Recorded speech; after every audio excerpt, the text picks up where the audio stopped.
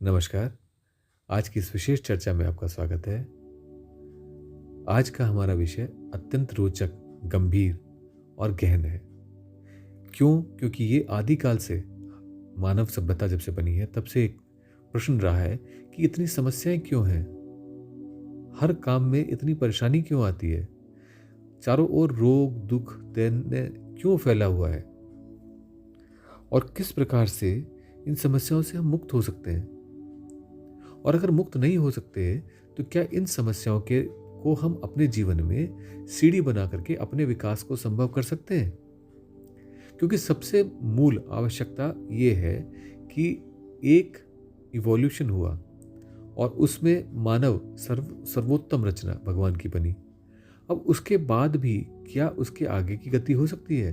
क्या ये मानव जो रोज अन्न खाता है, घूमता फिरता है, जमीन में अन्न बो करके उपजाता है, रोजगार करता है, अपना परिवार बनाता है, उसके बाद में अपना वंश आगे बढ़ाता है, ये सब काम तो करता रहता है।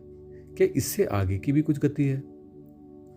और जब इन प्रश्नों का हमारे अंदर जागृति होती है और हम अपने आप से ये सवाल पूछने लगते हैं, तो अवश्य ही कहीं ना कहीं कुछ हमारे अंदर घटित हो रहा होता है, जिसके माध्यम से हमें उन उत्तरों की ओर, इन प्रश्नों के उत्तर की ओर हमारी गति होनी शुरू होती है।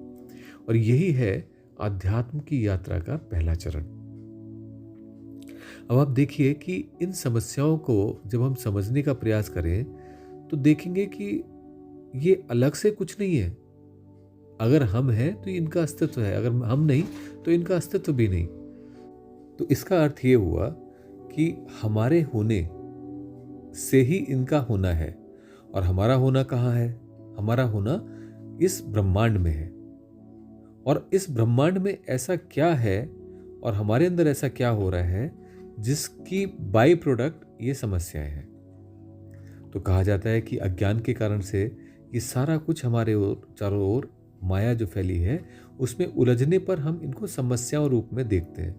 और इसको सरल भाषा में अगर समझने का प्रयास करें तो सिंपल सा है कि एक तरफ वो सारा ब्रह्मांड है और एक तरफ हमारा स्वयं का ब्रह्मांड है, यानी कि ये अस्तित्व है जो जिसमें हम कलेवर में जी रहे हैं।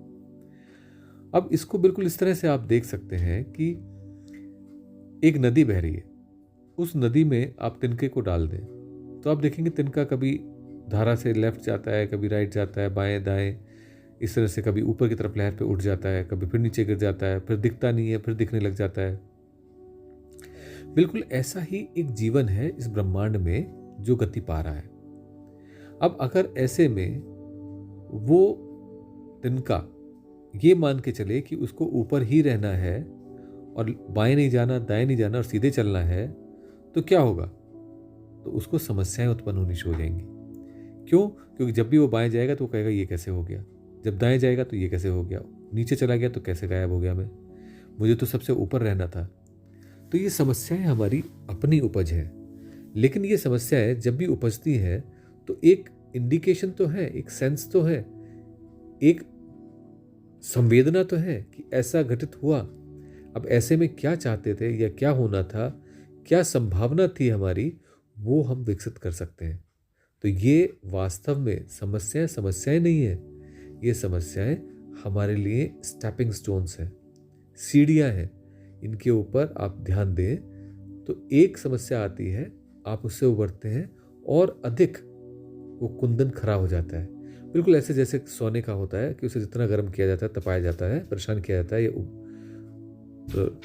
गर्म किया जाता है, उतना ही ज्यादा वो निखर के आता है। तो हमारा भी विकास यही तो है, और क्या है?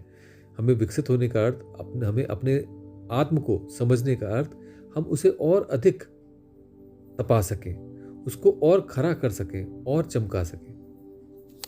तो ऐसी यात्रा में अब ये समस्याओं को एक और तरीके से प्रयास करते हैं समझने का।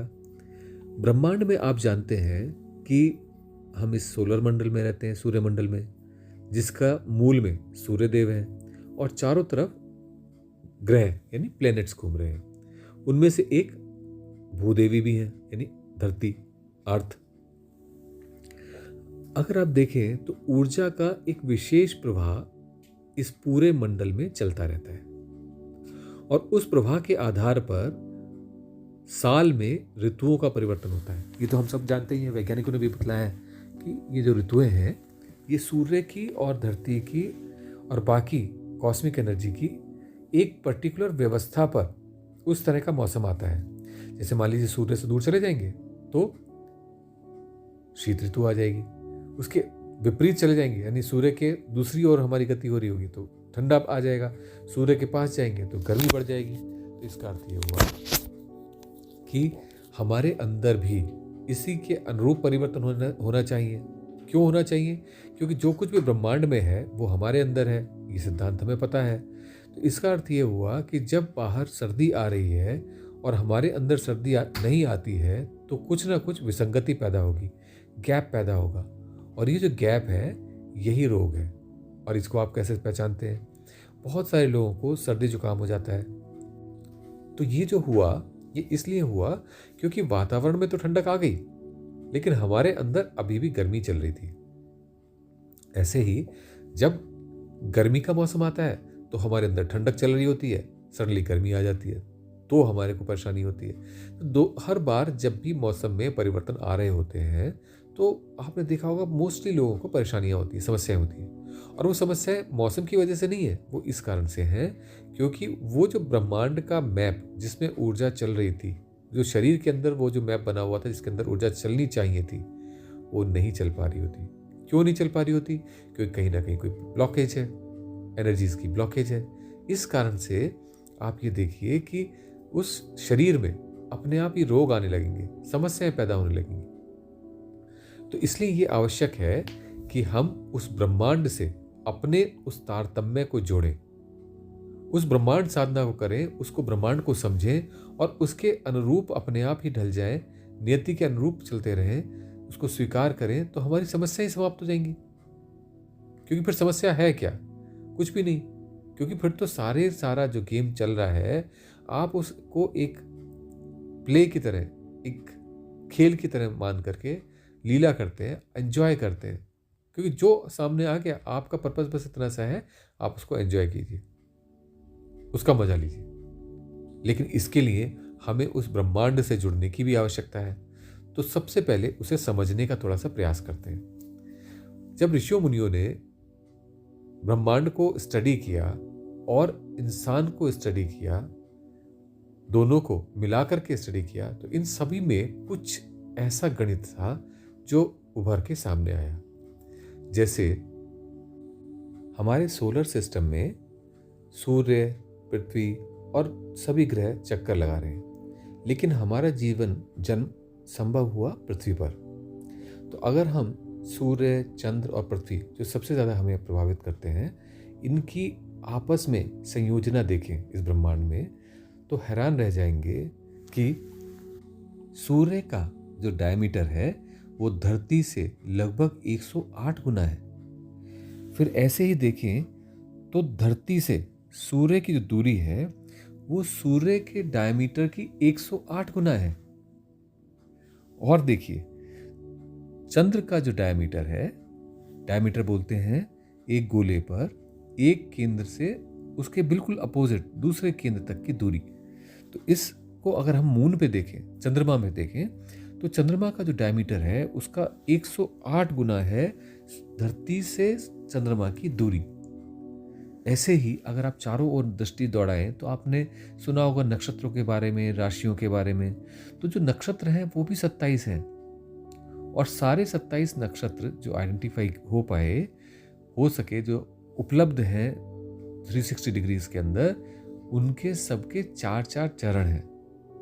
तो जब गति होती है इस खगोल में तो 108 उनके भी भाग हुए।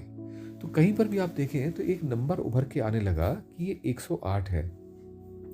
तब अगर ये देखा गया ऋषियों मुनियों द्वारा शरीर के अंदर, तो उन्होंने बतलाया कि 72,684 नाड़ियों की स्थिति है हमारे कंध में, हमारे नाभि के पीछे, जहां से हमारी माँ से हम जुड़े हुए थे और हमारे शरीर का निर्माण हुआ था।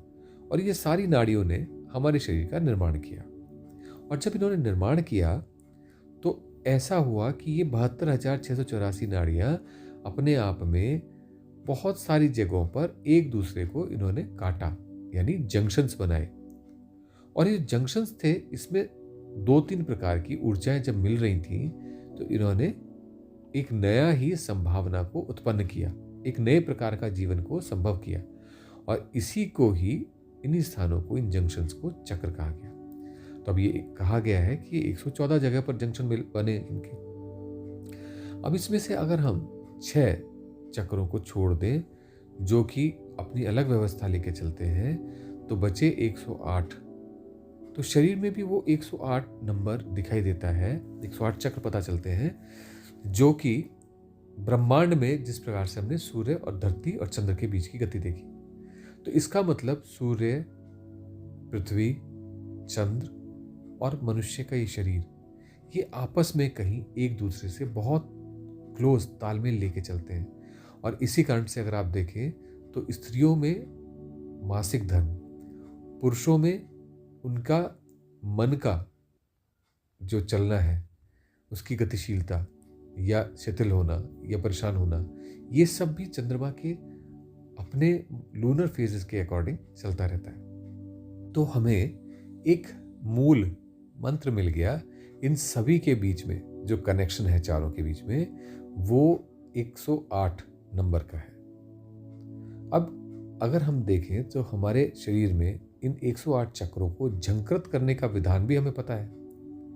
तो अगर वो 108 चक्रों को हम झंकृत कर सके, उन्हें जागृत कर सके, उन्हें उस प्रकार से वाइब्रेट, ऑसिलेट या झंकृत कर सके कि वो ब्रह्मांड की ऊर्जाओं को रिसीव करने लग जाएं, तो वास्तव में हम ब्रह्मांड पुरुष बन जाएंगे। क्यों? क्योंकि जो ब्रह्मांड में घटित हो रहा है, वो जो 108 ग्रंथियों में हो रहा था हमारे अंदर, वो उससे जुड़ा हुआ है। और इस कारण से हम और अपने आप में उस ब्रह्मांड में एकाकार हो जाएंगे। तो क्या ये एक दिव्य उपलब्धि नहीं होगी? क्या ये ब्रह्मांड साधना संपन्न नहीं होगी? तो ऐसे में इसको कैसे करा जाए? क्या हो सकता है इतना सरल उपाय है कि जिसके माध्यम से कोई भी इसको अपने जीवन में अनुभव कर सके? तो उसके लिए आपको करना सिर्फ इतना सा है कि पिछले वीडियोस में जो सोहम साधना बताई गई है, सोहम प्रयोग बताया गया कि सांस लेते समय सो, छोड़ते समय हम, आपको इस प्रयोग को लगातार करना पड़ेगा, निरंतर करना पड़ेगा। क्योंकि जब सोहम के माध्यम से हमारा मेन एनर्जी का फ्लो और चैनल खुलता है, यानी कि ईड़ा और पिंगला खुलने शुरू हो जाते हैं, तो उनके बैलेंसिंग से सुषुम्ना खुलता है। और इन तीनों की अपने आप में जो एक त्रिकोण बनता है, उस त्रिकोण के माध्यम से शरीर के अंदर जो कुछ भी मैनिफेस्ट हुआ है, यानी वो सारे 108 चक्र अपने आप में जागृत हो जाते हैं। और जब वो जागृत होते हैं तो जो कुछ भी ब्रह्मांड से हमारे अंदर सो लेके आता है, वो उन सब में पहुंचता है। और हम उस सब कुछ को, हमारे अंदर जो घटित हो रहा है उन 108 बिंदुओं में, चक्रों में, उसको वापस ले जा करके उस ब्रह्मांड तक पहुंचाता है। तो हम अपने आप में उस सरल प्रयोग के माध्यम से, उस अजपा के माध्यम से, सोहम के माध्यम से पूरे ब्रह्मांड से जुड़ सकते हैं, पूरे ब्रह्मांड को कनेक्ट कर सकते हैं। तो अब आपको सूत्र मिला, अब इस पे प्रारंभ कीजिए। इसकी उच्चतर अवस्थाएं भी हैं जो आप गुरु से प्राप्त कर सकते हैं, लेकिन इसको प्रारंभ करना आवश्यक है। और उसको करते करते आपको अनुभव होने लग जाएंगे कि किस प्रकार से आपके जीवन में आमूलचूल परिवर्तन होने शुरू हो गए। तो इसलिए इस प्रयोग को, सोहम प्रयोग को कीजिए और उस ब्रह्मांड का, उस कॉस्मिक एनर्जी का अनुभव कीजिए। लेकिन इसमें एक सूत्र और है जो अत्यंत आवश्यक है। आपको बहुत अधिक अटेंटिव बने रहना है, संवेदनशील बने रहना है। छोटी भी चीज ऊपर से प्राप्त हो रही है कॉस्मिक एनर्जी, तो उसको अनुभव करना है। कोई मक्खी मच्छर भी काट रहा है तो उसको भी अनुभव करना है। सब कुछ को इतनी संवेदनशीलता बढ़ चुकी हो, बढ़ती जाएगी इसको करते करते, कि आपको उन ऊर्जाओं का अनुभव होना प्रारंभ हो जाएगा। तो सोहम की साधना कीजिए और जीवन को अपने उच्चतर सोपानों तक लेके जाइए। आज के लिए इतना ही। अगली बार फिर एक गहरे विषय पर चर्चा करेंगे। नमस्कार।